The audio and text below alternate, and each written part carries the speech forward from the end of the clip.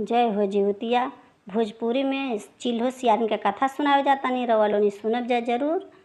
एगो गांव में सब औरतें यही तरह जिउतिया पड़ रहे तो सब केहू जिउतिया भूखा रहे। सब औरतें जिउतिया भूखा रहली तो एगो पीपल के पेड़ रहे वही जा नीचे कथा सुनत रहे लो। पंडित जी कथा सुनावत रहनी तो ऊपर चिल्हो सियारिन के खोता रहे तो सियारिन कहीं चल गई रहली। चिल्हो में बैठ के सारा कथा सुन ली। कथा पंडित जी सुनाओ तो सारा कथा सुन ली तो उनके बड़ा अच्छा लगल तो कहली कि हम जिउतिया व्रत अपना मन बेटा बेटी खातिर करें कि हमके ई बड़ा अच्छा लागल है। पंडित जी सुनौनी है ये कहानी कथा तो वो आप कहली कि अच्छा ठीक बा। आ सखी आवतारी तो सखी से सियारिन से मने कहतानी कि वो भूखिए तो सथवे हमनी के भूख जाइल जाए। तो वो कहीं से अली तो ये कहली आए सखी गांव के सब औरत लो भूखल वालो जिउतिया आ बड़ी बढ़िया पंडित जी कथा सुनौनी है।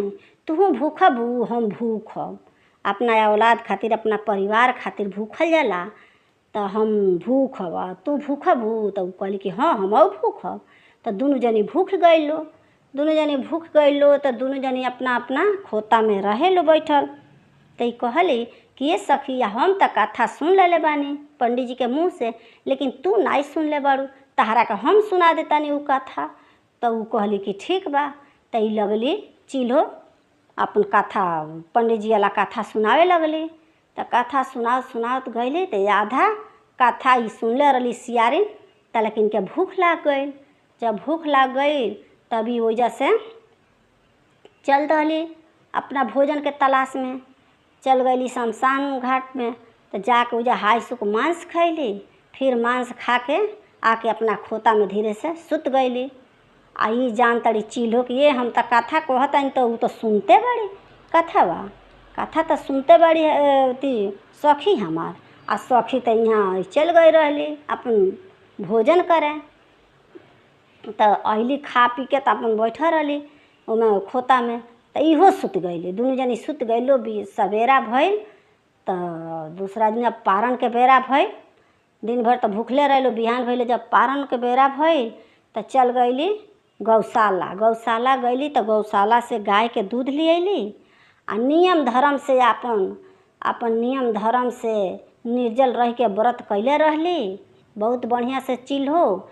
आ गौशाला से ले आके दूध आ वही के जाई घोटली पारण कैली। तो उनके पूरा परिवार ठीक ठाक से अपन रहे लोग लइका सब ठीक रहे। आई अपन बिगाड़ देले रहली। अब तो ये तो अपन खराब कर देले रहली अपन पर्व। एक बाद दोनों जनी मर गईलो। दोनों जनी मर गईलो तो एगो व्यापारी घरे जन्म लिहे लो। दोनों जनी एक के घर में जन्म लिए लो। दोनों जनी बहन भइल लो। अब दोनों जनी एक जगह जन्म ले लिए लो एक घर में तो दोनों जनी बहन हो गई लो। तो एक बढ़न हो गई लो। तो इनके पिताजी कहनी कि लोग के शादी करी। अब तो ई मृगनयनी रहली सियारिन मृगनयनी भैली। आ वो दोनों जनी माने सुंदर रहलो सब गुण से संपन्न रहलो। तो ये दोनों जनी के इनके सियारिन के तब राजा से शादी हो गई। और राजा के मंत्री से ही छोटकी बहनियाँ रहली इनके शादी हो गई। दोनों जनी फिर एक घर में चल गई लो। तो गई लो वही तो वो तो मंत्री से शादी भई रहे उनके। आ वो तो राजा रहले राजा का मंत्री से शादी भई रहे इनके चिल्हो के। तो इनके 7 बेटा भइले आ 7 बेटा खूब सुंदर खूब बढ़िया दीर्घायु खूब बढ़िया से रहे लो खेले लो कूदे लो। आ इनके जौन बेटा होखे तौन मर जा। अब तो इनके लगली अपना बहन के लइकन से घृणा करे जरे लगली कहतड़ी जे हमार लइका मर जाता सा इनके काहे जिंदा रहता सा। तो कहली अपना राजा से कि ले जाके जंगल में छोड़ आई। तो राजा का कैले इनके 7 लइकन के ले जाके जंगल में छोड़ी अले। आ छोड़ के आवत ताणे तो देखत ताणे कि 6 लइका 7 लइका इनके गोदी में खेलत लो आगे पीछे मार। तो दोनों जना देखल लो राजा रानी दोनों जना देखल लो। फिर अब खटवास पटवास लेके फिर सुतताड़ी। फिर कहताड़ी कि अथी बहिन के सातों लइकन के सिर कटवा दी।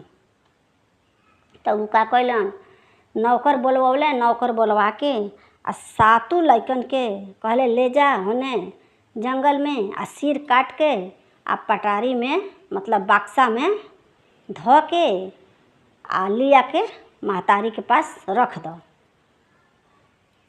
अब वो पेटी में धो रख दिहला आ रख के लिया के पेटी इनका लगा रखा गई।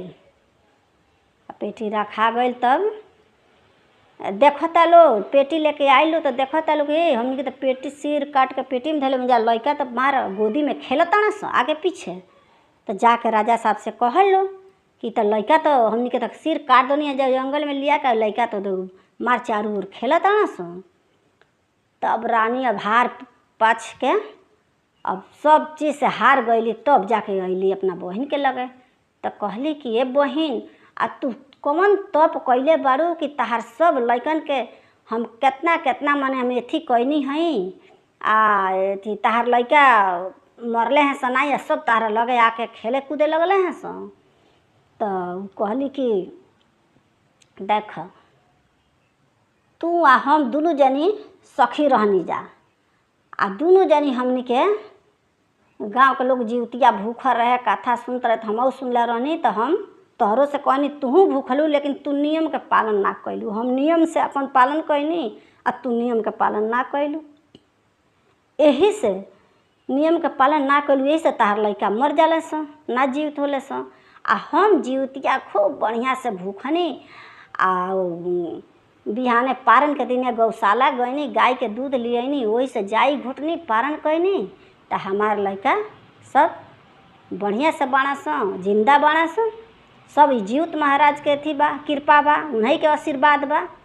आ अब्बो से कहतनी तू संभल जा तू अब जीवतिया आइल बा तू जीवतिया व्रत कर आ नियम धर्म से निर्जल व्रत रह के आ सवेरे तू पारण करिह आ गौशाला में जइह गाय के दूध लियह आ वही से जाई घोटिह पारण करिह आ तहार लइका एकदम जिंदा रहिए और दुआई भी वो लोग के बढ़िया रही। आ तइहे काम कैली जीवतिया भूखली नियम धर्म से सब कैली आ गौशाला गईली गाय के दूध लिया के पारण कैली जाय घोटली पारण कैली आ कई गो लइका पैदा भइले स आ कई गो लइका राजा महाराजा हो गईले स। अब अन्न धन आगे पड़े बढ़े लागल खूब बढ़िया से रहे लगली। सब जीवित महाराज के कृपा रहे सब उनके आशीर्वाद से इनके सब फरल फुलाइल बहुत बढ़िया से हो गई। राजपाट एकदम बेटा बेटी सब कई जगह के राजा बन गए लो। अगर रउआ लोनी के हमार कथा पसंद आइल होखी तो वीडियो के लाइक चैनल के सब्सक्राइब जरूर करब जा। रउआ लोनी के दिल से धन्यवाद।